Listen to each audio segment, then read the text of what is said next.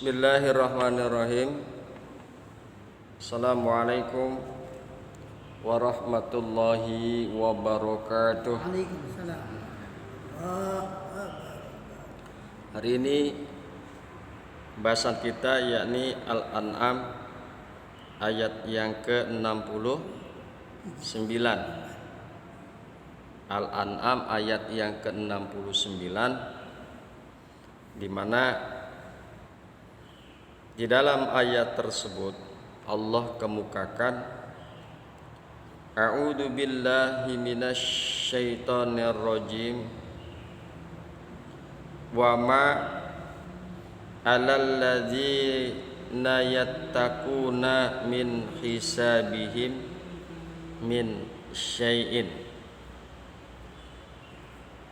dan tidak ada atas orang-orang yang bertakwa sedikit pun pertanggungjawaban atas mereka,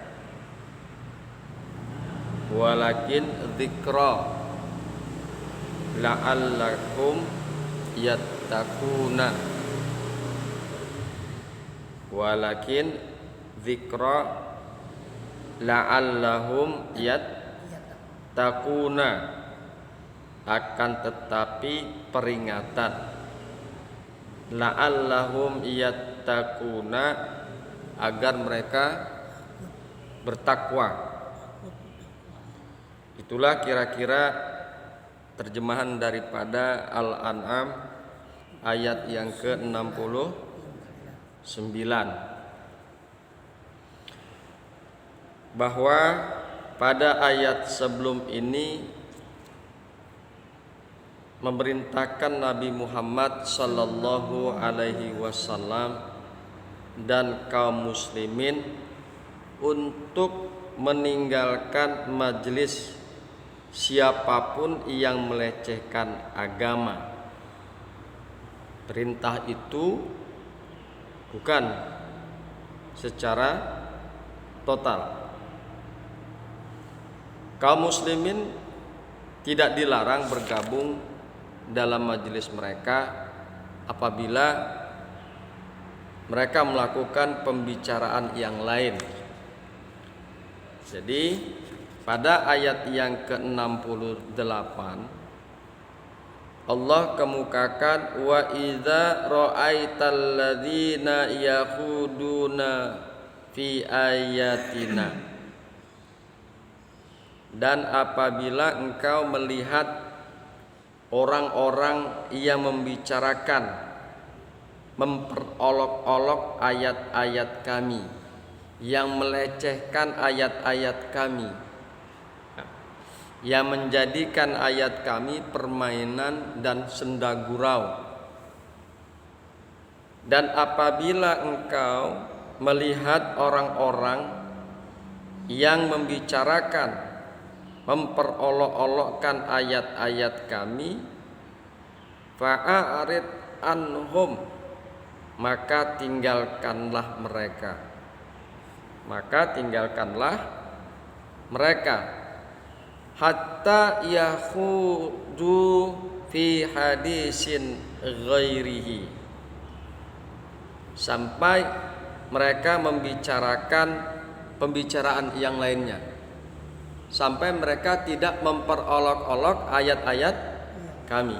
Itulah perintah daripada Allah Subhanahu wa ta'ala. Jadi satu ketika kita melihat ada orang atau sekelompok orang justru melecehkan ayat-ayat Allah, melecehkan agama Islam, fa'arid anhum, maka tinggalkanlah mereka, jangan dideketin. Jangan duduk bersama mereka ketika mereka memperolok-olok ayat-ayat Allah, ketika mereka memperolok-olok Al-Quran, sampai mereka bercerita tentang perkara yang lain, yang tidak memperolok-olok agama, yang tidak memperolok-olok ayat-ayat Allah. Oleh karena itu ulama memberikan satu prolog berkaitan dengan ayat 69. Sekali lagi bahwa ayat sebelum ini memerintahkan Nabi Muhammad sallallahu alaihi wasallam dan kaum muslimin untuk meninggalkan majelis siapapun yang melecehkan agama. Perintah itu bukan secara total. Kaum muslimin tidak dilarang bergabung dalam majelis mereka apabila mereka telah melakukan pembicaraan yang lain. Makanya dikemukakan hatta yakhudu fi hadisin ghairihi, sampai mereka membicarakan pembicaraan selainnya, yaitu tidak memperolok-olok ayat-ayat kami. Hadirin yang berbahagia, hamba-hamba Allah yang mudah-mudahan selalu dirahmati oleh Allah Subhanahu wa taala. Kemudian di dalam tafsir Jalalain dikemukakan a'udzu billahi minasyaitonir rajim wa ma 'alal ladzina yattaqunallaha. Di dalam teks ayatnya wa ma 'alal ladzina yattaquna. Kemudian yattaquna ini diberikan apresiasi oleh Imam Jalaluddin, yaitu Allah. Wa ma 'alal ladzina yattaqunallaha, dan tidak ada pertanggungjawaban atas orang-orang yang bertakwa kepada Allah Subhanahu wa taala min hisabihim, daripada perhitungan mereka itu. Ai al-khaidina, yaitu orang-orang yang berbicara batil. Jadi tidak ada kita bertanggung jawab terhadap orang-orang yang berbicara batil. Ini kan masing-masing. Ya, masing-masing ketika seseorang membicarakan kebatilan, maka bertanggung jawab atas apa yang diucapkan, tidak menjadi pertanggungjawaban orang lain. Min ini adalah zaidah. Kalau kita lihat ada kata-kata min syai'in, minnya itu adalah tambahan saja. Min syai'in, tidak ada pertanggungjawaban sedikit pun. Iza jalasuhum, bila mereka duduk bersama-sama dengan kaum zalimin itu. Jadi ketika mereka duduk bersama dengan orang-orang yang memperolok-olokkan agama, maka tidak ada pertanggungjawaban sedikit pun atas orang-orang yang bertakwa kepada Allah. Setiap orang masing-masing bertanggung jawab apa yang dilakukan olehnya, apa yang dibicarakan olehnya. Ketika seseorang membicarakan kebatilan, memperolok-olok ayat-ayat Allah, maka dialah yang bertanggung jawab atas apa yang dia bicarakan, atas apa yang dia lakukan. Walakin alaihim, akan tetapi kewajiban mereka, yaitu kewajiban orang-orang yang bertakwa, zikra, ialah mengingatkan, tazkiratul lahum wa mau'izatun, yaitu mengingatkan bagi mereka dan memberikan nasihat. Ya. Ketika ada memperolok-olokkan ayat-ayat Allah, memperolok-olokkan agama, kewajiban kita hanya memberikan peringatan kepada mereka bahwa apa yang dilakukannya itu tidak baik. Apa yang dilakukan itu dapat menyinggung perasaan agama orang lain. Memberikan peringatan untuk agar orang tersebut berhenti tidak melakukan memperolok-olok agama. Dan juga orang yang bertakwa itu memiliki kewajiban menasihati mereka, yaitu menasihati orang-orang yang berlaku batil. Dalam hal ini yaitu memperolok-olok ayat-ayat Allah. La'allahum yattaquna al-khawdah.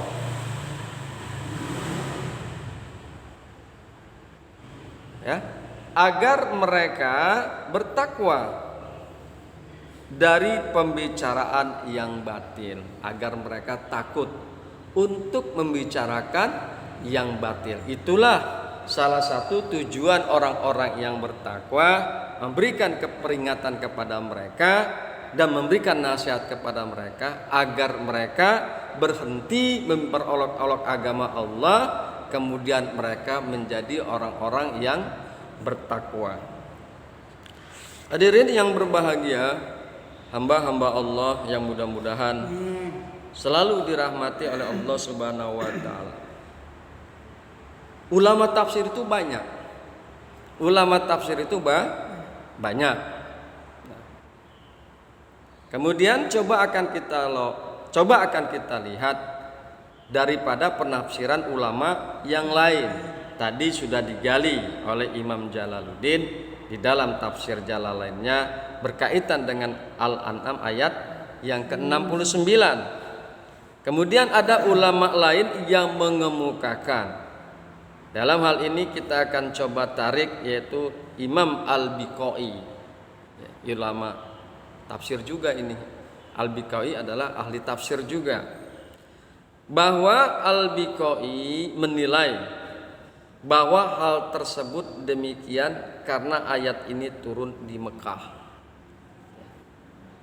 Jadi tadi dikemukakan bahwa kaum muslimin tidak dilarang bergabung dalam majelis mereka apabila mereka melakukan pembicaraan yang lain, apabila mereka tidak memperolok-olok agama Allah, enggak dilarang. Orang muslim duduk bersama mereka tidak dilarang selama mereka tidak memperolok-olok ayat-ayat Allah, selama mereka tidak melecehkan agama. Jadi oleh karena itu Al-Biqai menilai bahwa hal tersebut demikian karena ayat ini turun di Mekah ketika umat Islam dalam posisi lemah. Ketika umat Islam dalam posisi kurang kuat saat itu. Ketika itu tidak ada jalan lain yang dapat mereka tempuh kecuali menampakkan ketidaksetujuan dan penolakan dalam hati atas kelakuan mereka itu, atas kelakuan orang-orang yang memperolok agama.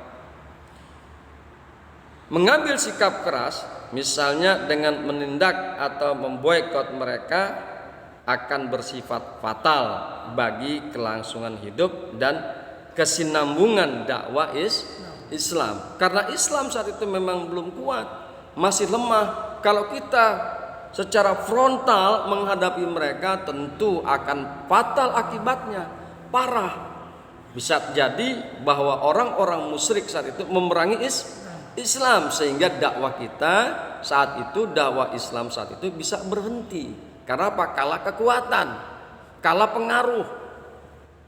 Hadirin yang berbahagia, hamba-hamba Allah beriman, di sini kita diajarkan berstrategi, berpolitik, ya, berstrategi dan berpolitik. Artinya bahwa ketika kita ingin berkonfrontasi, maka kita harus melihat kekuatan kita, melihat kekuatan umat Islam. Jangan sampai seolah-olah kita mati konyol. Udah tahu kondisi kita dalam keadaan lemah, kita berkonfrontasi dengan orang atau kaum yang lebih kuat. Perlunya kita bertabayun, melihat kekuatan musuh, melihat kekuatan lawan demi kemaslahatan kita, demi kemaslahatan umat Islam, demi kemaslahatan dakwah. Nah, inilah yang bisa kita ambil pelajaran daripada Imam Al-Biqai, bahwa kita itu harus memiliki strategi yang baik, politik yang baik dalam rangka memperjuangkan dakwah Islamiyah. Hadirin yang berbahagia, hamba-hamba Allah yang mudah-mudahan selalu dirahmati oleh Allah Subhanahu wa taala. Kemudian kita lanjutkan bahwa bisa juga perintah meninggalkan untuk sementara waktu itu bertujuan agar kaum muslimin dapat berdakwah dan mengajak mereka ke jalan yang benar. Jika bertemu dengan mereka bukan dalam suasana pelecehan ayat-ayat Allah. Jadi sementara ditinggalkan mereka ketika mereka menjelek-jelekan agama. Setelah mereka tidak menjelekkan agama, boleh saja kita bergabung kembali sembari memberikan nasihat kepada mereka. Memberikan peringatan kepada mereka bahwa mengolok-olok agama itu adalah tidak baik dan bisa menyinggung perasaan pemilik atau pemeluk agama tersebut.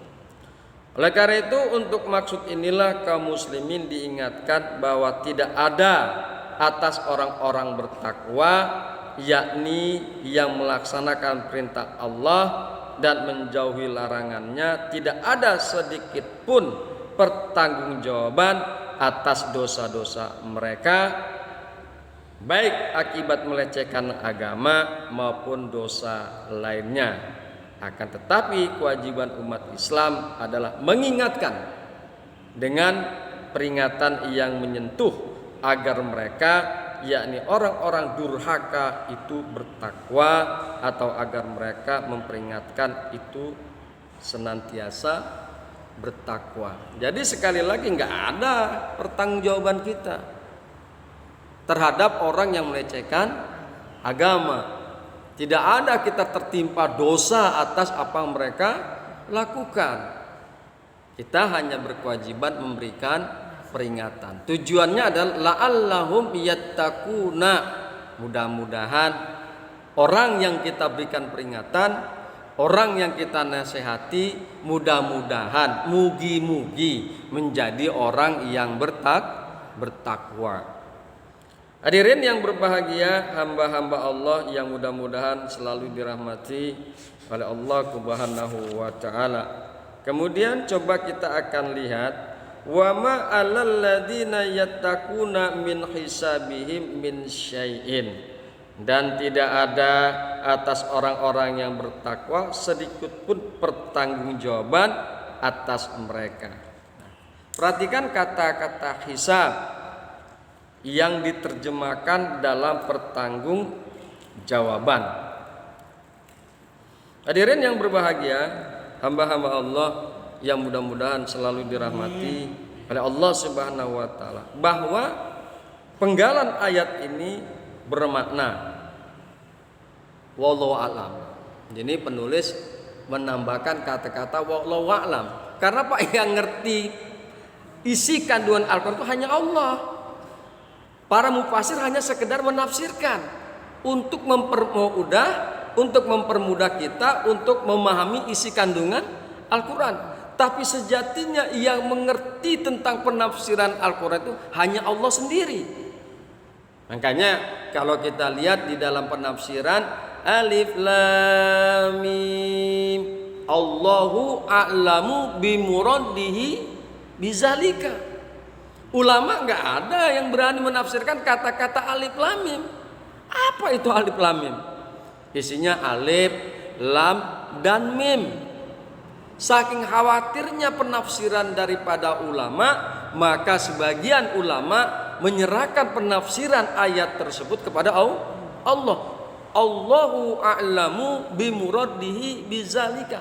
Allah lah yang lebih mengetahui maksud daripada ayat tersebut. Hanya Allah yang mengetahui. Itu ayat memang mutasyabihat. Apa yang maksudnya alif lam mim? Sedangkan alat yang memang sudah jelas-jelas redaksinya dan terjemahannya sudah gampang dimahami, ada juga ulama yang masih wallahu a'lam bishawab. Allah lah yang lebih mengetahui daripada maksud dan kebenaran ayat Al-Qur'an. Padahal ayat ini sudah jelas kata-kata dan terjemahannya, tidak seperti alif lam mim, yasin. Apa maksudnya? Ada lagi alif lam ra. Nah, itu alif lam ra kayak begitu. Sama enggak ada yang berani Ada ulama tidak berani menafsirkannya. Apa maksudnya alif lam ro? Alif, lam, dan ro. Makanya ulama saking khawatirnya dalam menafsirkan ayat Quran, dia serahkan kepada Allah. Allahu a'lamu bimuradihi bizalika ay bi alif lam ra, ay bi yasin, ay bi alif lam mim. Hadirin yang berbahagia, hamba-hamba Allah yang beriman, kembali kita kepada permasalahan yaitu Al-An'am ayat yang ke 69. Penggalan ayat ini bermakna wallahu a'lam, Allah yang mengetahui. Penggalan ayat ini bermakna apa yang diperbuat oleh mereka yang melecehkan ayat-ayat Allah itu tidak dituntut pertanggungjawabannya kecuali atas para pelakunya masing-masing. Ya si pelakunya yang bertanggung jawab. Orang dia yang melecehkan agama, ya dia yang bertanggung jawab nanti di akhirat. Dalam hukum dunia pun dia harus bertanggung jawab. Dia harus bertanggung jawab sendiri apa yang diucapkan dan apa yang dilecehkannya.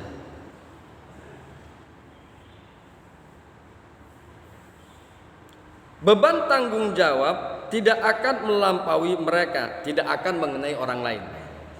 Beban tanggung jawab tidak akan mengenai orang lain, kecuali ada yang melakukan hal serupa. Kecuali ini melecehkan, ini juga melecehkan juga. Berarti kan melakukan hal yang serupa. Jadi dua-duanya bertanggung jawab. Atau berpartisipasi dengan mereka dalam pelecehan atau merestuinya. Dia nggak melecehkan, tapi dia berpartisipasi, ikut menjadi penggembira dalam rangka melecehkan agama. Itu juga bertanggung jawab dan dimintai pertanggungjawaban atas apa yang direstuinya itu, atas berpartisipasinya itu. Wala ta'awanu 'alal izmi wal udwan, dan janganlah kalian saling bantu-membantu, janganlah kalian saling tolong-menolong dalam perbuatan dosa dan permusuhan. Pelecehan agama itu dosa. Memperolok-olok ayat Allah itu dosa. Kemudian dia bantu, dia lindungin orang yang melecehkan agama, dosa juga orang yang membantu dan pelindungu itu. Ya. Orang yang membantu, yang merestui dan yang melindungi orang atau kelompok orang yang melecehkan agama, yang melecehkan ayat-ayat Allah, dia pun akan terkena dosa. Dia pun akan terkena dosa. Oleh karena itu fa'arid anhum, kita diperintahkan jauhkan mereka. Jangan sampai kita duduk bersama mereka ketika mereka melecehkan agama, seolah-olah kita ikut merestui. Seolah-olah kita ikut merestui pelecehan dan perolok-olokan tersebut. Makanya Allah perintahkan di dalam ayat 68, fa'arid anhum, maka jauhilah dan tinggalkanlah mereka agar kita tidak terkena imbas dosa. Hadirin yang berbahagia, hamba-hamba Allah yang beriman, inilah pelajaran yang baik yang kita bisa dapatkan pada pagi hari ini, ya. Tidak jarang kita, baik secara tampak kelihatan ataupun tidak jarang orang yang melecehkan Islam. Banyak yang memperolok-olok Islam. Oleh karena itu, fa'arid anhum, jauhkan mereka, tinggalkan mereka sampai mereka berbicara tidak memperolok-olok Islam dan tidak memperolok-olok ayat-ayat Allah. Hadirin, demikian yang bisa kita kaji, mudah-mudahan bermanfaat. Hadanallah wa iyyakum ajmain. Assalamu alaikum warahmatullahi wabarakatuh. Yang dimaksud Islam masih lemah itu